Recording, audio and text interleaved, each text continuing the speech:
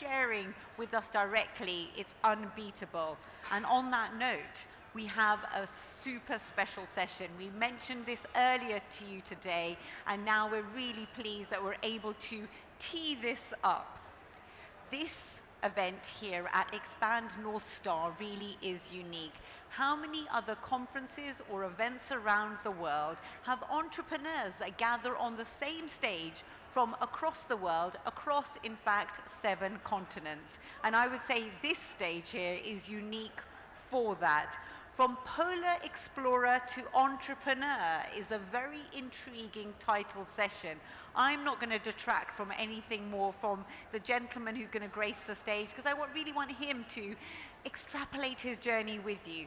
All I've got to say is that please put your hands together for Patrick Woodhead, who's a co-founder and CEO, White Desert, Antarctica, for a fantastic journey over the next 20 minutes where he's actually been an adventurer around the world. Please do give a very warm welcome to Patrick.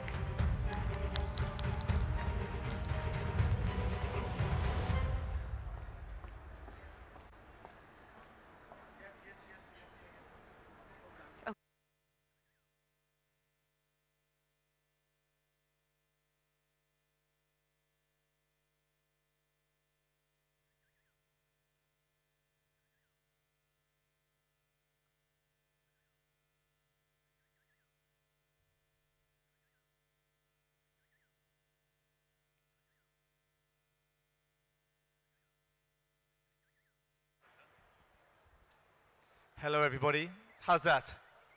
Hello, hello.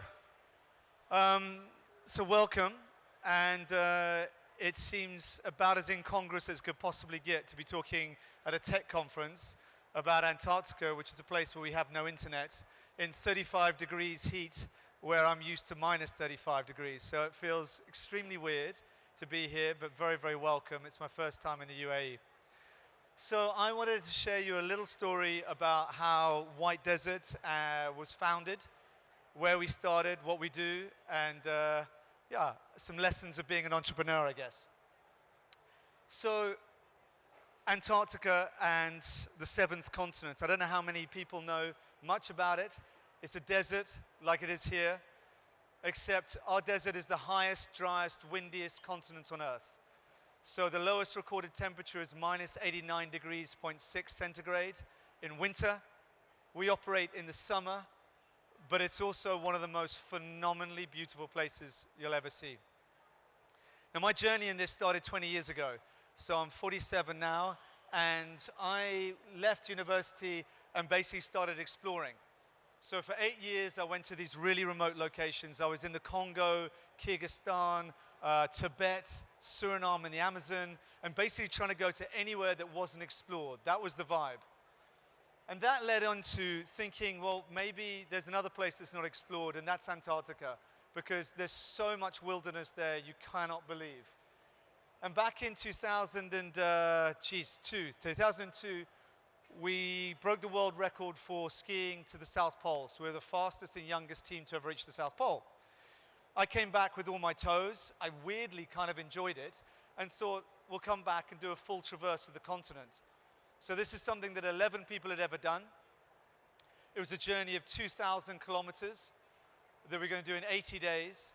And probably the most scary thing of all is that we only had 2 changes of underwear for the entire time.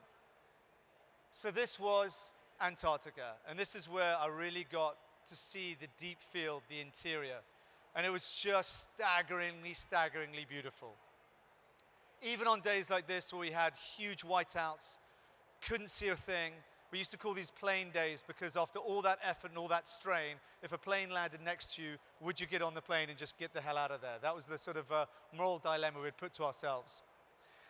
But the time was in the tents. And in the tents we were there, we thought, why is it only polar explorers and the odd scientist that gets to see the interior of Antarctica? And this is a question that I thought needed to be remedied. So I found this Russian outfit flying out of Cape Town, and they flew into Antarctica, basically, as you would describe, from the top of the map, from Cape Town, South Africa. Now, in those days, it was anything but luxury. So this is an Aleutian 76 aircraft. You can see the interior. There's a Portaloo strapped to the back of it. The unknown international airport was kind of my favorite. And I basically financed 3 tents on the back of my credit card like an absolute idiot. Worst ever business plan ever devised. And thought, hey, I'll put some tents out. I'll build a little camp. Maybe somebody will come. Kind of not really thinking I was even in tourism. Then that's Paul, who's one of my guys I crossed Antarctica with, literally looking at me going like, this is never going to work. So there are my tents, very, very proud of them. And over the years that followed, about 2-3 years after this, we just started borrowing a little bit more money, doing a little bit more, and building a bit more of the camp. But it was the Wild West. I mean, we were driving around in old Soviet tanks. The chef you can see there was so happy to see women because he's just overwintered and been in the cold for 10 months. So he was like trying to give them fruit and chocolates and everything else he could find. And this was our vibe. It was like proper Wild West. And I decided to build a little camp. We had some tents. It was safari style, and off we went. And this is us doing the first attempt at what we called luxury Antarctica with General Chef. All power had gone, so she's trying to heat up the creme brulee with a blowtorch. And this is my ex-wife and friend James doing a marketing shot for how wonderful and comfortable Antarctica could be. So I always think that a company is kind of like a company is basically like a sort of child. I don't know why adolescence has been split up, but it starts off as a toddler where your company is incredibly fragile. A little stiff breeze can push over your company. Then you become an adolescent, teenager, grown up and leave. And I think that White Desert is about 20 years old now. So kind of we feel like we're just sort of becoming a man or into adulthood. But this is our first one. Polar exploration is at once the cleanest and most isolated way of having a bad time ever devised. And I think staying at our camps in those early years was about the most bad time ever devised. Like, people slept in sleeping bags. We had these sort of slightly shell-shocked tourists that would come. And they'd be like, oh my goodness, is this really what we've got? But the nice thing was Antarctica itself. The surrounding activities that we could access were absolutely beautiful. We had crystal caves. We had these amazing ice tunnels. These are formed from meltwater and really are this blue. They're absolutely beautiful. You had the Blue River, the shot you saw at the beginning. And also, one of my favorite things is the mountains nearby, but then the penguin colonies. So just near to us, we had a penguin colony of 28,000 penguins. The chicks are so young when we access them, they're even sitting on their parents' feet. And this whole story, if you've ever seen March of the Penguins, is one of the most phenomenal stories. And the penguins are something that, to go to Antarctica and to see these animals actually in the wild, is like one of those great wilderness experiences, like the migration of the wildebeest, or something similar. So the penguins are definitely my favorite. But also, aside from them, actually this is a shot we call Bow to My Emperor, Bow to Your Emperor even. The other thing aside from the penguins was also going to the South Pole. So seals, penguins, and then the other thing that people really wanted to do was to get to the lowest point on Earth. So even now, 2023, getting to 90 degrees south, getting to the lowest point on our planet is incredibly difficult. It's a 7-hour flight from where we are in Antarctica just to get to the refueling stop to then get to the South Pole. So I mean, Captain Scott and Shackleton, they had it tough. It's still not an easy place to get to. And in fact, at this camp here, your nearest neighbor is the International Space Station flying 400 kilometers above your heads. So we definitely think we've got the award for the most remote. So the South Pole, here it is. Now this is a place where there's no more east, south, or west. The only direction on the planet is north. You can walk around the planet at a couple of paces. And yeah, it's an incredibly difficult and rare place to get to. And here's me falling off the planet. So by this stage, the whole Russian plane, the whole partnership with them was starting to dissolve. And I call this now the teenage years, because we were definitely trying to then branch off on ourselves and form our own plans. And what we were looking for was basically independence. And I'd heard rumors, these whispers, of a runway that used to exist 20 years ago, somewhere in the wilderness. So I took a plane and started flying off looking for what could be a runway site. And I found this raw patch of ice. Now I know a runway, there's plenty of them in the world, and it all says, well, it's a runway, right? But this is an ice runway. And there's only 11 of them on the planet, and they're all owned by big major governments. And this was going to be the first one that was actually owned privately, or as a commercial runway. So we found this one site, and 3 years later, basically landed the first ever Gulfstream to come into Antarctica.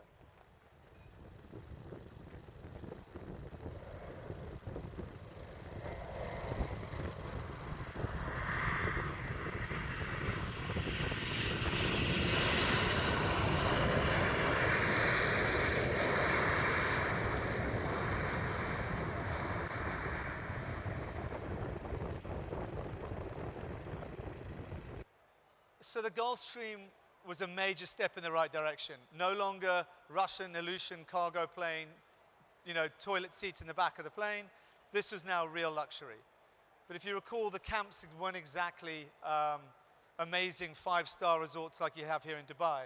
So the next step was really to improve the camps. And this is where I think that we became moving now well and firmly into our sort of adult life, as we were now setting up our camps and accessing by Gulfstream. Now we could really genuinely call ourselves a luxury experience. And we also very much needed to take control of all our logistics.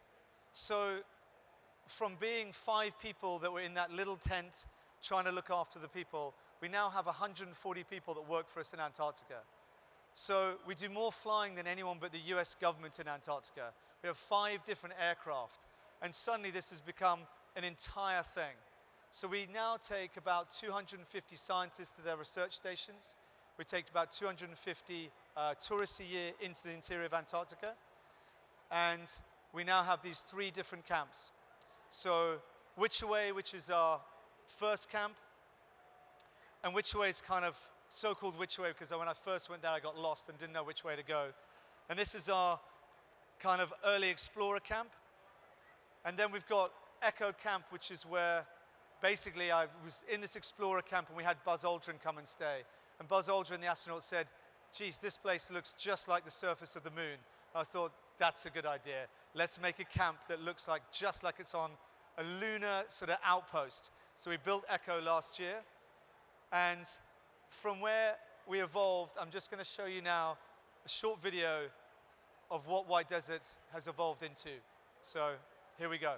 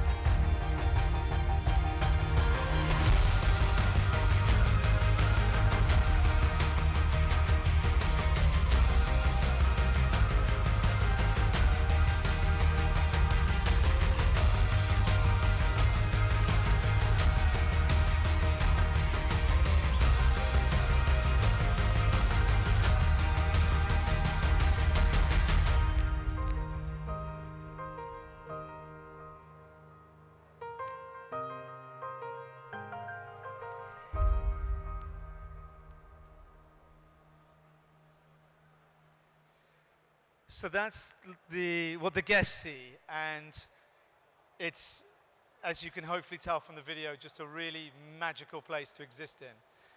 But the brief for this was how to build a business in Antarctica, and what we have is obviously a tourism camp and a tourism setup, but behind that is all the logistics. And I mentioned earlier 140 people that work for us in Antarctica from 18 different nationalities. And they work in 24-hour sunlight, 7 days a week. And it's the people that run all of this. It's the people that operate for 4 months non-stop to make White Desert happen. And I wanted to just do a little bit of behind the scenes on how White Desert operates, because to give you some stats, a can of Coca-Cola costs us about 60 cents in Cape Town. By the time it gets to our camp in Antarctica, it's $38.6 per can of Coke. A barrel of Jet A1 fuel in Cape Town is $100.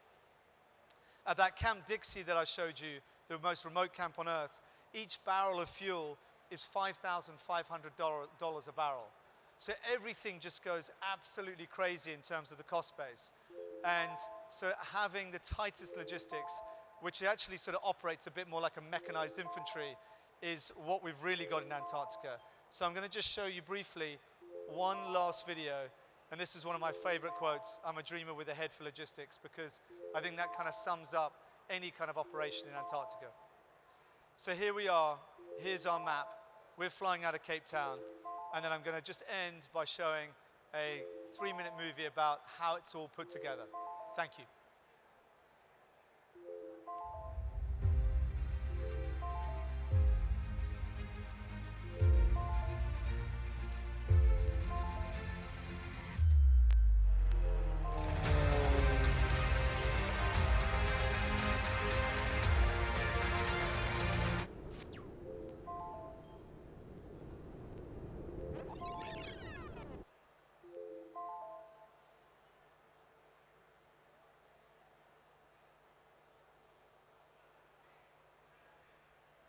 Might need to go back on that one.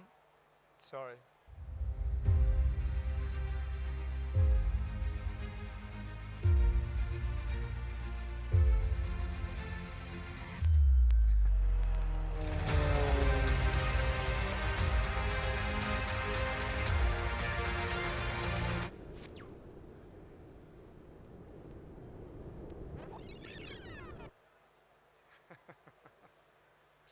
I love the way I'm talking about how do we make it all happen and the video doesn't play.